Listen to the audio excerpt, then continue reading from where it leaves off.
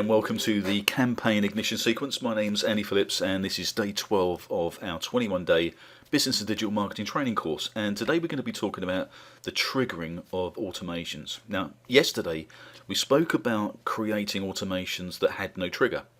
And there's a very, very simple reason for that. Consider this.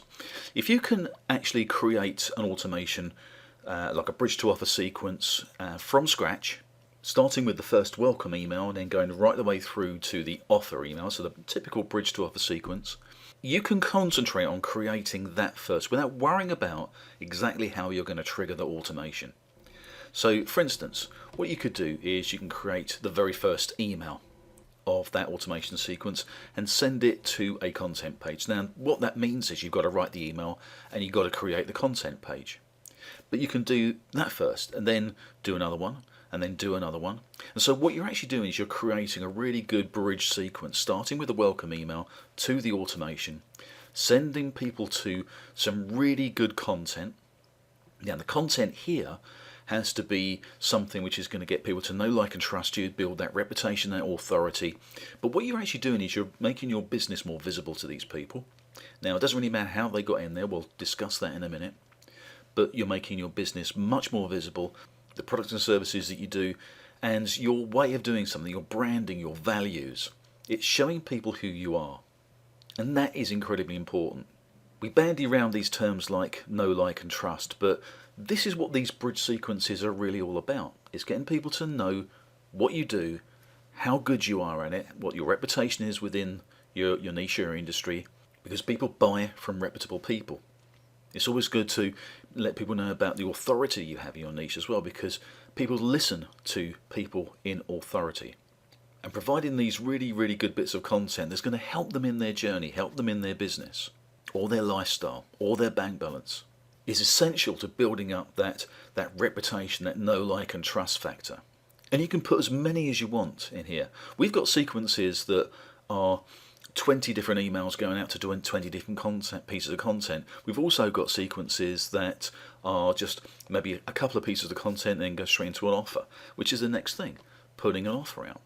Now it doesn't matter if it's got 20 different emails and going out to 20 different bits of content, or just 2 or 3. It depends on the product, the service, the price point. It depends on a lot of things. But you create these and you can sit down and work out exactly what a really good bridge to offer sequence can be without worrying about how to get people into the system in the first place. So we'll talk about triggers in a second. Now once you've done this, maybe you have 2 or 3 different products. Once you've done this, you can start creating other ones, again with no trigger, and another one. So you can get these silos of automations, really good automations that you've worked really hard on to make sure that they're really, really, really good. So now consider this. What happens if you start putting a sequence together like this and you think, right, I want to find a trigger point for one of these sequences. I know I've built a really, really good sequence, but I need to get a trigger point. So what are the trigger points? Well, there's quite a few things you can do. The most obvious one is subscribe. And we've already done this one. So you can actually go back and construct a really good opt-in page, form on there, going out to a delivery page, and then putting them into this sequence, this bridging sequence to an offer. It could also be subscribing to a form or a form submission. Now this could be part of another sequence if you wanted to. You can actually build this as a sequence that comes off another sequence if they fill in a form or submit a form. So there's a subtle difference between those two. You could also have it if they've just opened an email. Now that's for people that are already on your list, but if they've opened an email or read an email, that can start another sequence. ActiveCampaign is clever enough to understand that the email's been opened, so you can start and trigger a sequence out of that. Another one is links and email. Now this is a very, very clever one. This is one that works really, really well. We've used this quite often. This basically means that, say for instance you had a number of people on your database and you wanted to find out what they were actually interested in. So because we do digital marketing, I could have maybe 3 different courses, one on Facebook, one on LinkedIn, and one on Twitter. And in one of the emails, before this, as a trigger point, I can send an email out to my database, my whole database, and say to them, I have some courses that may be of interest to you. Would you like to see a course on Facebook? If so, click the link below. going on a Twitter course, and another one going on a LinkedIn course. And whichever one they actually click on can start an automation talking about Facebook or LinkedIn or Twitter. So you can automatically give people the information they're looking for, that they're seeking, just by clicking a link in one of your emails. Can you see how powerful that can be in your automation sequences? And the last one is a web page visited. Again, this is for people that are already on your database. But you could be sending people to a web page. If they visit that page, a sequence will start. Again, a very powerful one. There's a few other ones, but these are the most used ones. Now, the reason why we do these sequences without a trigger point is because if you think about it, you've created this one now, and you've sent them to an offer page.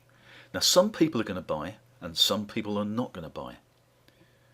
So what happens when you hit a trigger point at that point in your automation sequence, and they purchase, and they get delivery of your product? Say it's 3 training videos that you're selling.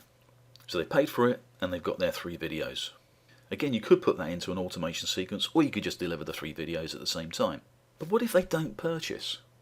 If they don't purchase, what you can do is to send them on another sequence. Again, the trigger point doesn't matter because you're putting it in here, so you don't have to worry about what that trigger point is.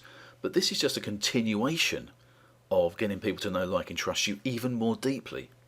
And at the end of that, you can send them to the offer page once again.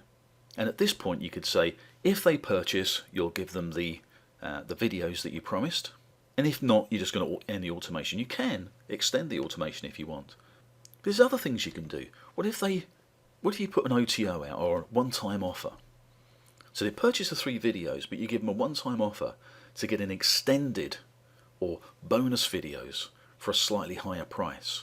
If they reject it, they just get the 3 videos. If they take it up, what happens is you take them to a delivery page or a thank you page, and then they can get the 3 videos that you actually were going to give away anyway, or going to be selling anyway, plus the OTO bonus video series.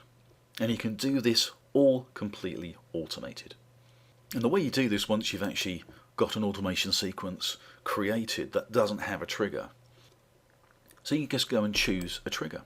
And so you can take something like subscribes to a list. So you can choose your list, and you can add your segmentation as we've done before.